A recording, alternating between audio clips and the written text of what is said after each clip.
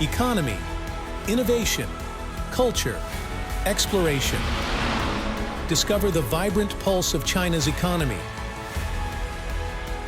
and dive into the rich tapestry of its culture. Embark on a journey of exploration with Meet China. Here, your journey begins.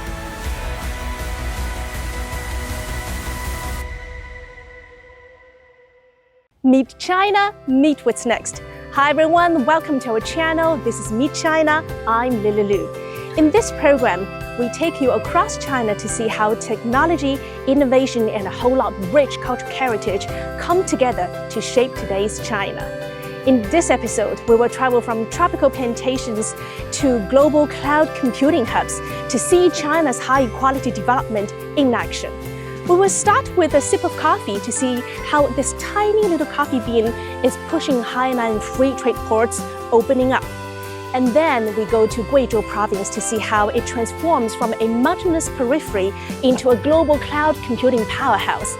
And finally, we soak up in some city beats to see how a booming Livehouse scene is powering a multi-billion emotional economy. And we're coming to you today from Hainan, China's southernmost province.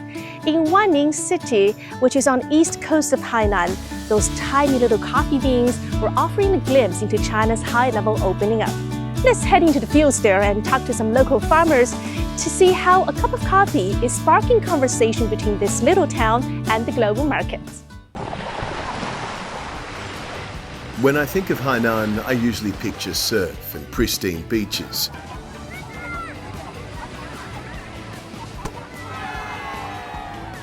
But moving among the lush trees of Xinlong, Wanning City, the birthplace of China's first coffee factory in 1952, I discovered a different story. Just waiting for a farmer who's just completed the week-long training seminar to learn about how they plant and grow and cultivate and improve on the coffee beans here. So I'm really hoping that I can learn something as well. Hey, right on time. Hey, 你好，朋友。 How's it going, my friend? Hello? Hello? How are you? Let's go.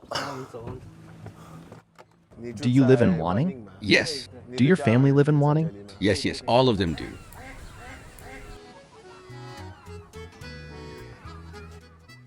What do you think of the coffee grown here? If the trees are too close, they shade each other and the beans don't grow well. Coffee plants need sunlight. The more they get, the more flowers bloom and the better the beans grow. This one is an unripe fruit. Unripe fruit, they are just not ripe yet. When ready, it turns a black red. Turns red.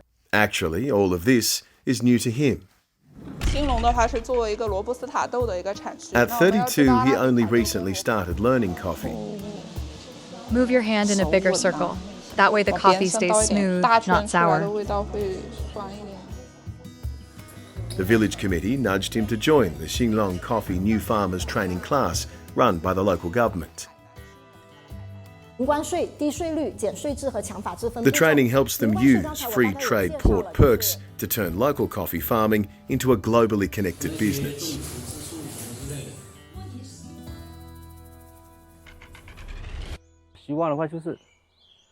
For anyone who wants to grow coffee, there must be a market to sell it.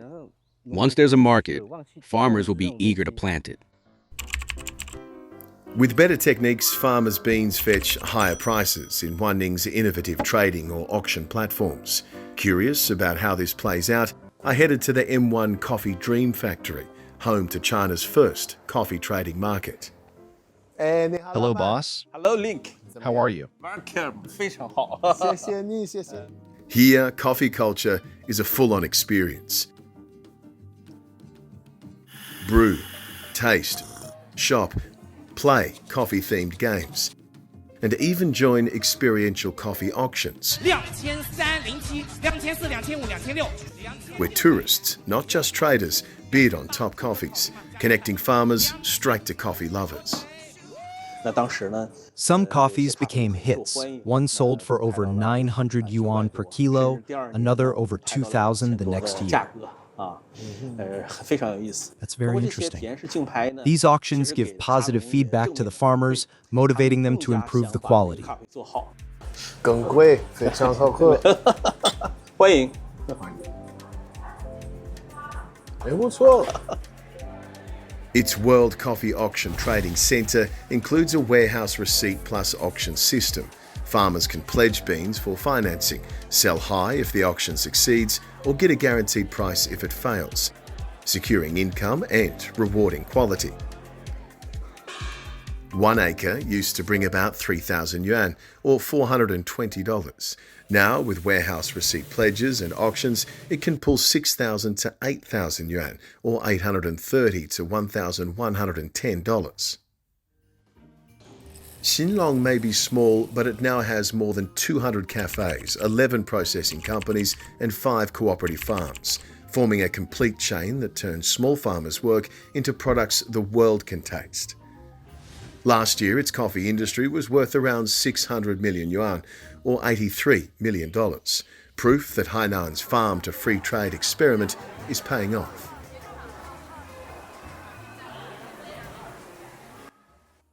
We often joke that Chinese coffee is planting. Look at Yunnan, processing. Look at Kunshan, sales. Look at Shanghai, the whole industry. Look at Xinlong.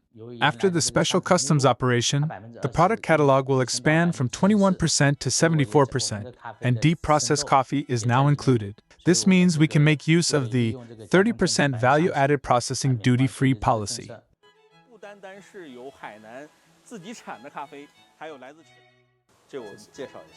Duty-free coffee beans purchased worldwide can arrive immediately at our customs.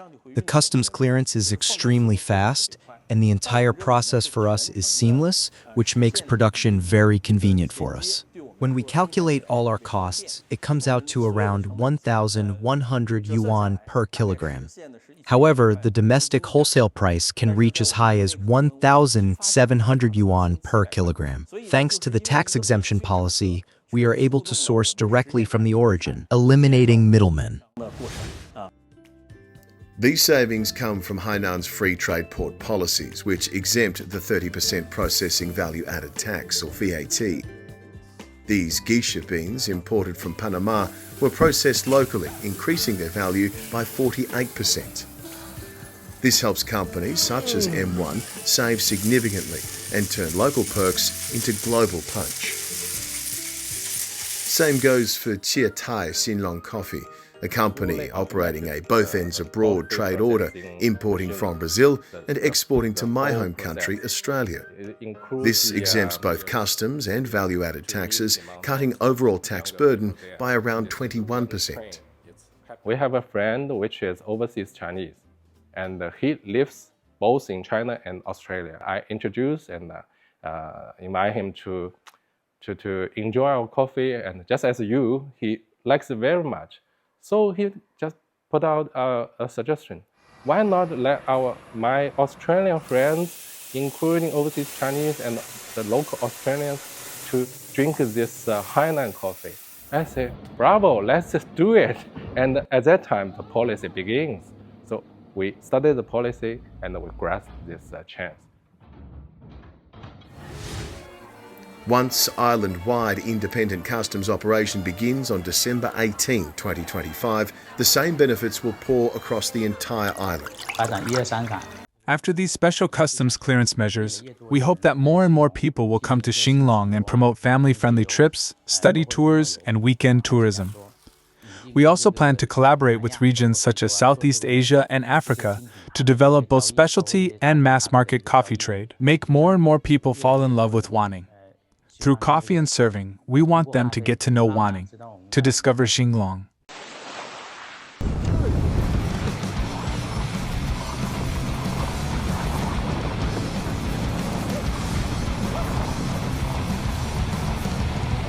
As I carved the clean waves of Wanning's Ruyue Bay, surfboards propped against espresso machines, salt in the air, adrenaline and quality caffeine coursing through my veins, I'm wondering, which is perking me up more?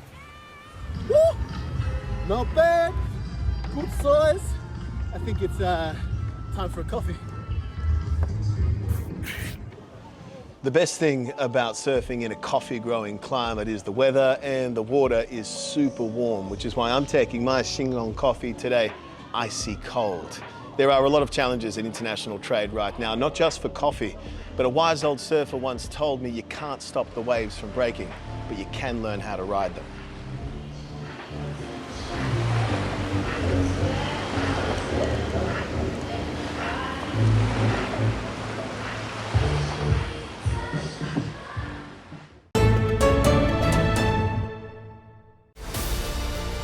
Discover the potential. Witness the opportunities. Experience dazzling exhibitions and captivating events. Explore groundbreaking innovations and future-shaping industries. Stand at the crossroads where the cities of tomorrow meet timeless traditions. Meet China, where every story is a new discovery. Our next stop is southwest China's Guizhou province. There, solid digital infrastructure is crunching data from megacities and also powering the age of artificial intelligence with supercharged rendering capabilities.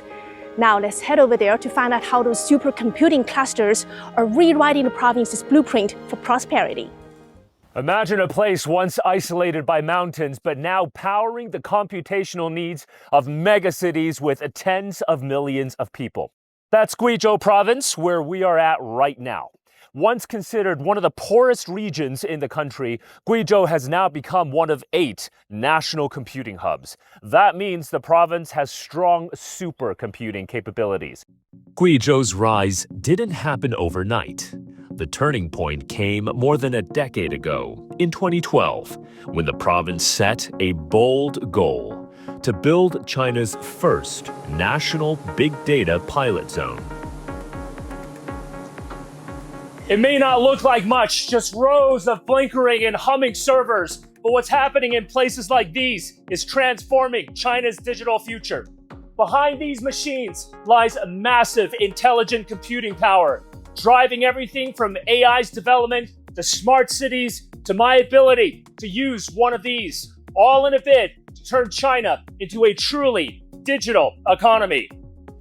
You may have felt it yourself here in Guiyang. The temperature is ideal. This is one of the most important features for building data centers. Data centers essentially needs cold because servers generate heat and cooling is the main cost.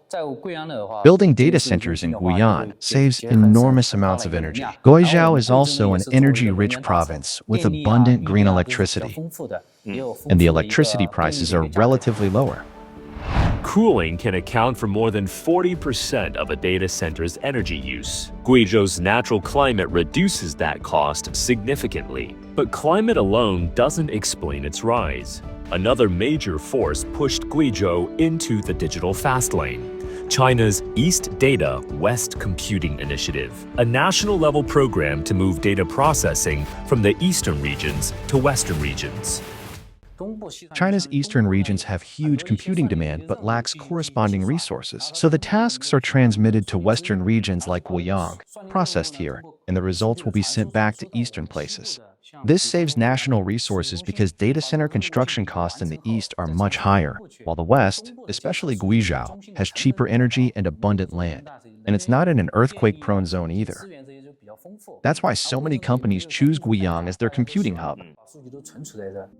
This strategy fundamentally reshaped Guizhou's role in China's digital economy. No longer on the periphery, the province has become a key part of the country's computing backbone. For example, it takes only 14 milliseconds to transmit data between Guiyang and Shanghai. 14 milliseconds? Faster than this? Of course. That took nearly a second. This company may look low-key, but it provides the computing power behind hundreds of film productions. Since 2020, we have been using our supercomputing power to support rendering for over 160 movies, including The Battle at Lake Changjin 2, Ne Zha 2, Pegasus 2, and more. Film studios come to us to do the movie rendering. We can call this East Data West Rendering, and it's cloud-based rendering. This is Guizhou's own development path. In the past decade, Guizhou has built a full talent ecosystem. From university partnerships to training programs, ensuring people can work locally instead of migrating to big cities.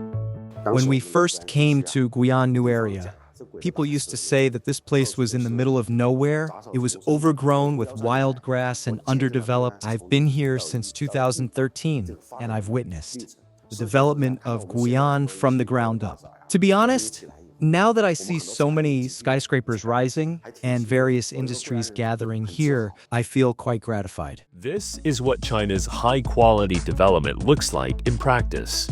Industrial upgrading, developing talent, and creating new opportunities close to where people live. The digital infrastructure being built here doesn't just serve users in faraway megacities. It also gives local companies the computing power they need to build and deploy AI.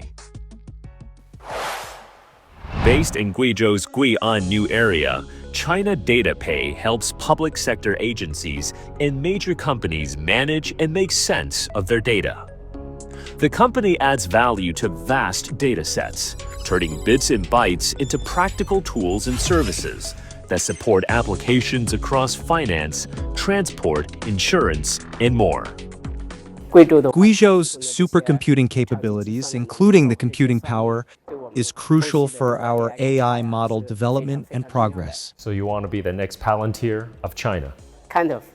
I think Guizhou has done one thing extremely great, which is it has finished building a solid infrastructure. Moving forward, the focus will be on attracting more international companies and well-known domestic companies. Thanks to its cool climate, very stable seismic conditions, low energy costs, thanks to abundant hydropower, Guizhou province has now become a leading national hub, not just for data storage, but also for computing. It's quite the turnaround. Where once there was poverty, now there's petabytes upon petabytes of data that can be valued, applied, and monetized. Economy, innovation, culture, exploration. Discover the vibrant pulse of China's economy and dive into the rich tapestry of its culture. Embark on a journey of exploration with Meet China. Here, your journey begins.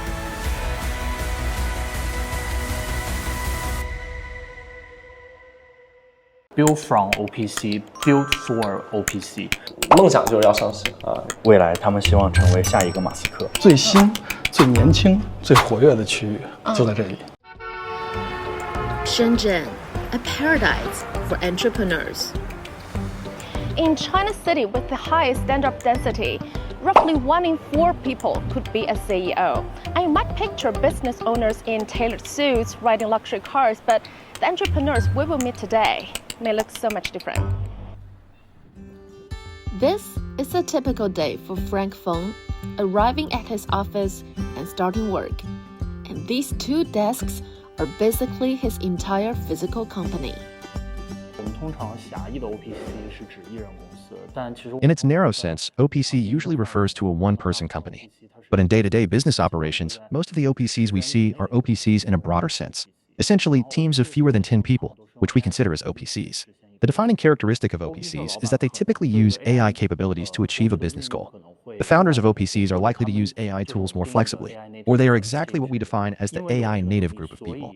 Because they possess this capability, they are more efficient and productive when running businesses. Empowered by AI and digital work tools, Frank and his team have gradually systematized and matured their business. In the same office, 4 other OPCs are also working hard to build their own businesses. We mainly offer AI-powered English enlightenment products for children. Currently, we have 1 colleague based in Shenzhen in charge of local operations. We can also see a silicon-based assistant here. We have 3 digital employees here that help with daily tasks like data scraping and image generation. In our company, the number of robot workers is greater than that of human staff. And providing platform, incubation, and operation services for these OPCs is Plug and Play China, which launched in China in 2016. This Silicon Valley-based company officially established an OPC community in Luohu District, Shenzhen, at the end of March this year. What you're seeing now is the workspace for our startups. Basically, one desk and one chair make up a whole company. We currently have 13 OPCs in residence and 15 OPCs under incubation. We actually had a great vision back then. Instead of bringing more large enterprises into the local area, why not fully leverage the existing local resources, such as a mature business environment, to truly cultivate and incubate some early-stage startups? In defining the OPC model, we don't really care about headcount. What we care more about is whether it has core digital assets that can be leveraged. In the process of incubation and investment, we pay more attention to the long board, the unique strengths. And in Nanshan District, a hub for intelligent tech companies, we find the largest AI ecological community in the Greater Bay Area, focused on hardcore technology. In this vibrant and highly efficient space for AI startups, we met with Xu Zhanwei. This PhD graduate from Tsinghua University came to Shenzhen last year, launching his OPC. This was my desk when I first started here alone. At first it was just me, then my co-founder and I worked late every day. Now we've grown into our small team. And in just a few months, from a single desk to a private office, Xu Zhanwei and his team have developed a smart wristband for seamless data collection. Now in its third generation and ready for mass production. When I started the business, it was really just me alone, and I had no choice but to begin on my own. Right now, our team size is fewer than 10 people. As for OPC, we can turn it from a one-person company into a one-project company. Even though the team is relatively small, the social value we believe we can create is something that might have previously required dozens or even hundreds of people to achieve. What attracts me to Shenzhen is that it not only has policies supporting small businesses, but also gives us opportunities to communicate with large enterprises. Although we are a startup, we have defined ourselves from the very beginning as a world-class technology team, and we aim to become a world-class company. We have great vision for our future. And for He Fei, this organizer for the community almost knows every name and the story of the founders from OPCs here. And now, he was hosting a conference for connecting the investors and startups, helping founders like Xu to have more supports. This area may look small, but around a dozen startups are operating here.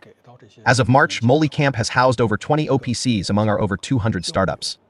The most important thing we offer is a space for young founders and teams to connect and collaborate. The biggest difference between this AI wave and previous ones is its high intellectual intensity. People are the most critical element in AI entrepreneurship. So all our services center on better supporting people. In Shenzhen, the government has set up dedicated service channels for OPCs. And in other Chinese cities such as Beijing, Shanghai, and Jiangsu, supporting policies and incentives for OPCs have also been introduced, making this AI-driven wave an accelerator for more young people to realize their dreams. This wall is where we'll have every OPC write down their vision. Some OPC founders have said they want to become the next Elon Musk. We truly hope they will realize their dreams. Discover the potential. Witness the opportunities. Experience dazzling exhibitions and captivating events. Explore groundbreaking innovations and future-shaping industries. Stand at the crossroads where the cities of tomorrow meet timeless traditions. Meet China, where every story is a new discovery. Fancy some city beat? How about some live music? Let's meet some global artists who blend different music styles and bring some seriously unpredictable energy to the stage. Now, this Livehouse scene is not just winning big bucks, but also keeping the city's heartbeat pulsing to a whole new rhythm.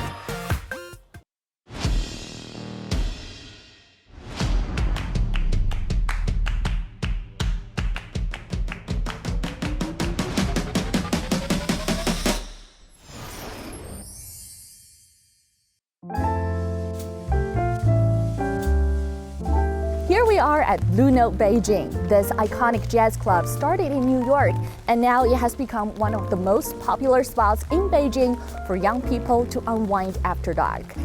And now let's take the stairs down and slip into a world that's warm, intimate, and full of vibe. On a rainy autumn night in Beijing, a jazz performance is about to begin.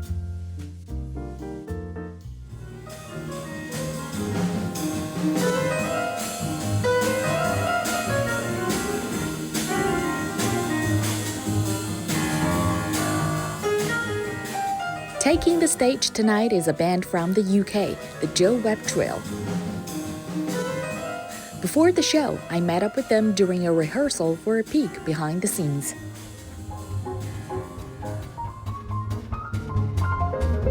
Hey, Joe! I really love the music.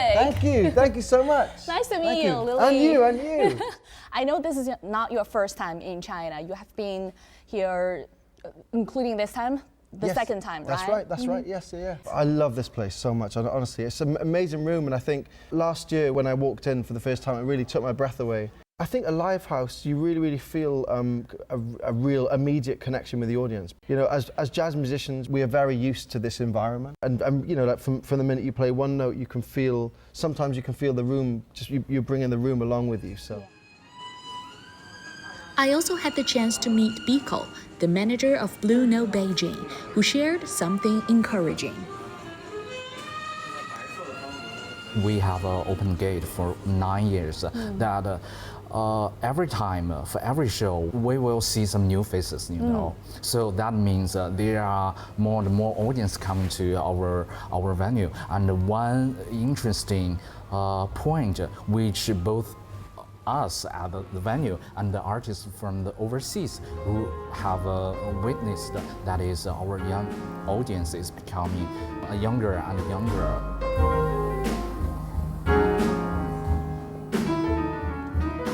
There are thousands of live houses like this across China, but what really sets them apart from traditional theaters or big concert halls is the feeling of closeness, the shared moments, the unity. I hope you enjoy the show as much as I do tonight, but if you're looking for something more electric, more energetic, follow me for my next stop to Guangzhou.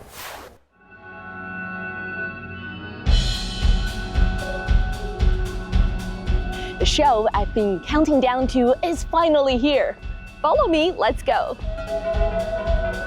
Who are you here to see tonight? The Shanghai Restoration Project.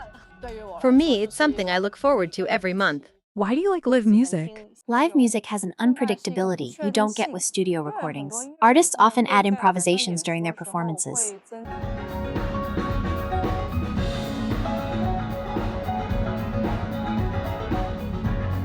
Tonight's act is the Shanghai Restoration Project, an electronic duo blending global sounds. But this venue is more than just a stage. It's where artists find their sound and their people. I don't think we've been back in Guangzhou For 8 years, yeah. It's been a long time. Yeah. And we did like a mini tour earlier this year. I think what we're most excited is this time, it's the first time we get to perform with a drummer and also a live dancer. New music, new fusion, new mix, yeah.